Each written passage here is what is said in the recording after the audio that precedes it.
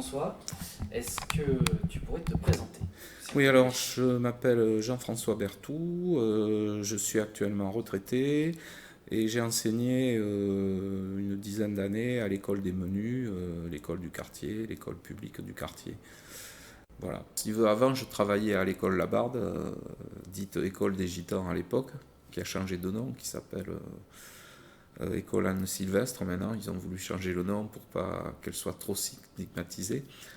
Puis bon, les classes de gitans ont disparu, il y a eu une intégration plus ou moins réussie, mais voilà. Bon, et après, moi j'ai eu envie de changer un peu parce que j'y ai travaillé une quinzaine d'années à peu près, avec des petites interruptions, parce que j'ai travaillé aux États-Unis aussi quelques années.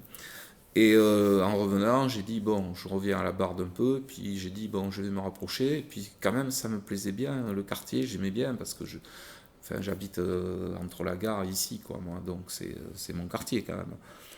Et donc j'ai choisi de travailler à l'école des menus, qui était une école en zone d'éducation prioritaire. Et bon, moi, c'était mon truc, quoi, de travailler dans les endroits où on a vraiment besoin de nous, ailleurs aussi, hein, mais bon.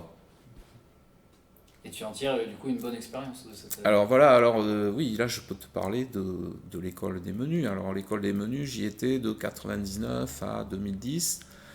J'avais un rôle un peu particulier, c'est-à-dire que j'accueillais les enfants qui étaient en difficulté dans les classes. Donc je les prenais par petits groupes et j'intervenais notamment au début uniquement sur l'école des menus maternelle et primaire.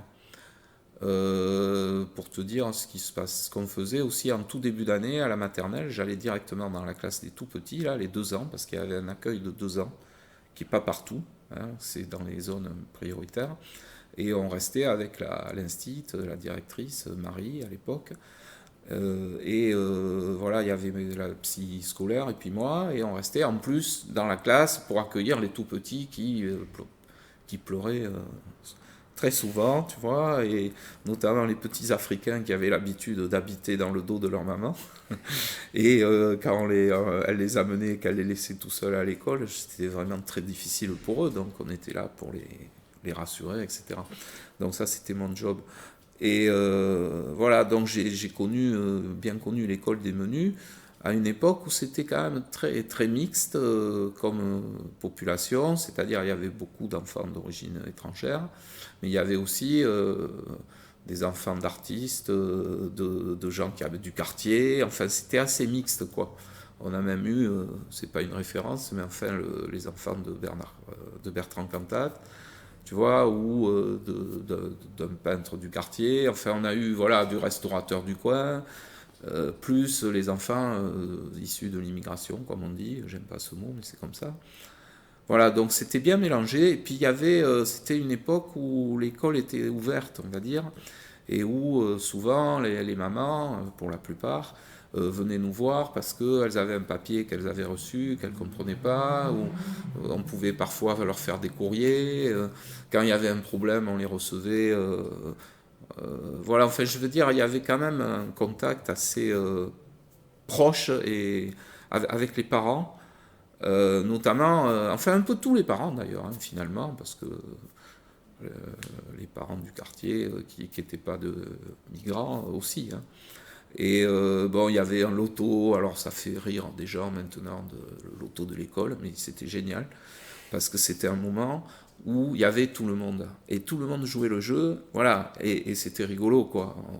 On se marrait bien, voilà, même, je me rappelle avoir été au micro et déconner, tu vois, quand t'annonçais les numéros, et tout, bon, enfin, tu vois, et c'était génial, parce que c'est là où tu avais vraiment ce qu'on appelle le lien social, tu vois. Voilà, c'est les mots à la mode, tout ça. Mais ça avait du sens. Et ça, un peu, je pense que maintenant, c'est un peu plus difficile. C'est devenu des écoles un peu ghetto, l'école des menus. Je crois savoir, mais je ne veux pas m'engager, que c'est devenu un peu une école ghetto, quoi. Les gens qui habitaient le quartier mettaient leurs enfants dans le quartier. Bon, puis voilà, dans l'école du quartier. Tu vois, en disant, c'était beaucoup plus ouvert. Et maintenant, je pense qu'il y a beaucoup de gens qui, notamment on va le dire, hein, les Français de souche, qui veulent pas les mettre parce qu'il y a une population étrangère, notamment bulgare, il faut le dire, c'est comme ça, qui est majoritaire, si tu veux. Donc, ils ont un peu la trouille que leurs enfants ne suivent pas parce que, voilà, soient un peu décalés. Tu vois, je sais, moi j'en connais des parents qui sont des gens très ouverts, laïcs, pour l'école publique et tout, mais qui te disent, bon, mais moi, voilà, je l'ai foutu à Saint-Genès, quoi. Et j'en connais même des instits, tu vois. Et voilà, mais ça on le dit pas, hein. Moi je le dis. Donc c'est quand même, tu vois. Et bon, alors là, la municipalité et l'éducation nationale ne jouent pas le jeu, ni l'un ni l'autre. Il faut pas dire que c'est la mairie tout le temps. C'est pas vrai. Ça veut dire que si ils étaient un peu vigilants, ils s'arrangeraient pour que ce soit un peu dispatché. Et je vais en rajouter parce que je pense que par exemple une école comme l'école Isère, Casemajor, et l'école de la Somme, tu vois, qui sont juste à côté. Tu as une école qui accueille le bon public, gros guillemets, et puis une école où il y a le moins bon public, parce que, si tu veux, les gens normaux, moi je t'explique un truc qui est essentiel, je pense, c'est que les gens ordinaires qui savent, ils inscrivent leurs enfants au mois de mars ou avril, quand, tu vois, en maternelle. Par contre, les gens qui parlent pas français ou qui sont un peu à l'ouest ou comme ça, eux, ils y pensent pas. Au mieux, ils inscrivent en juin, au pire, en septembre. Et en juin, on leur dit, ah ben non, à la Somme, on leur dit, ah ben non, mais il n'y a plus de place là, il faut aller à l'autre école là. Tu vois. Donc, ce qui fait que par ce biais, voilà, et la mairie là-dedans, ils peuvent pas vraiment intervenir, si tu veux. Alors peut-être qu'ils pourraient, j'en sais rien. Bon là c'est le monde politique après, et ça m'intéresse aussi, mais j'ai pas de solution pour ça. N'empêche que ça crée des écoles ghetto comme ça. Tu vois, parce que personne n'est vigilant. Et l'éducation nationale couvre, sans problème, tu vois. Je parle de, pas des enseignants forcément, quoique, mais enfin surtout la hiérarchie. Qu'est-ce qui t'a donné envie, hormis le fait que c'était politique de la ville, de venir ici Et puis moi j'aime la mixité sociale, j'aime les étrangers, tu vois, la France c'est ça, tu vois, pour moi.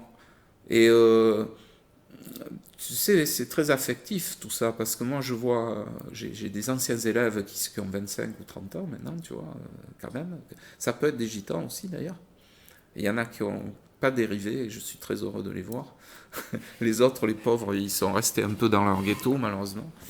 Mais tu vois, les enfants du Maghreb, par exemple, notamment, je pense en particulier à deux ou trois élèves à moi qui ont vachement réussi, tu vois, qui ont fait des thèses en mathématiques. Il y a une nana qui a fait ça, qui bosse, je sais plus, pour le ministère de l'Agriculture à Paris, qui a une tronche pas possible et qui a réussi, quoi. Et ça, t'es hyper content de voir que... Alors, par contre, il y a aussi les autres, parce que moi, c'est pas parce que tu réussis... Mais enfin, t'es content de voir que t'as une chance quand même, parfois, même si tu viens de l'immigration, de réussir. Tu vois, ça c'est important. Après, il y a tous ceux qui sont dealers, j'en connais. Je dirais pas les noms. mais parce qu'ils n'ont pas eu la chance d'eux, et puis peut-être que les parents n'ont pas pu... tu vois, mais je dis ça, mais c'est lourd quoi de dire ça, mais c'est vrai. Et d'autres qui rament, qui ont déjà 4 enfants à 22 ans, et tu te dis, ils reproduisent. Et tu sais s'ils sont restés ici? Ben, il y en a pas mal qui sont encore dans le quartier.